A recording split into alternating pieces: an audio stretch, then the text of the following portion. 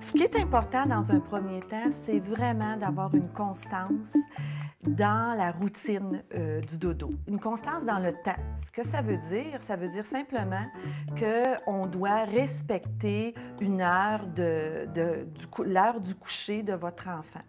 Il y a aussi toute la routine.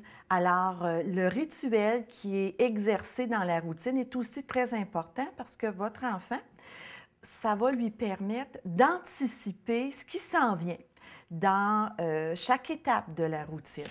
Alors, qu'est-ce qu'on peut faire avec son enfant d'agréable avant le coucher? Il faut d'abord penser à des activités qui sont plus relationnelles.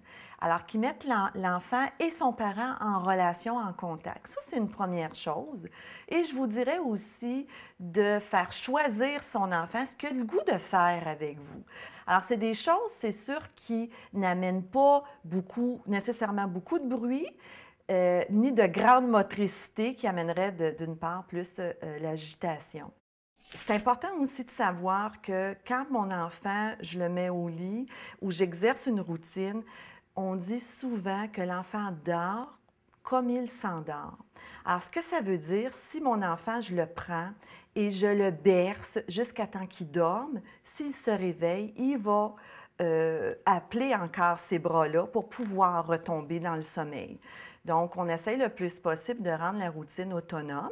Donc, oui, je l'encadre, j'exerce une routine stable, mais c'est aussi important de le mettre au lit avant qu'il soit endormi pour que lui-même développe ses façons bien à lui de tomber dans le sommeil.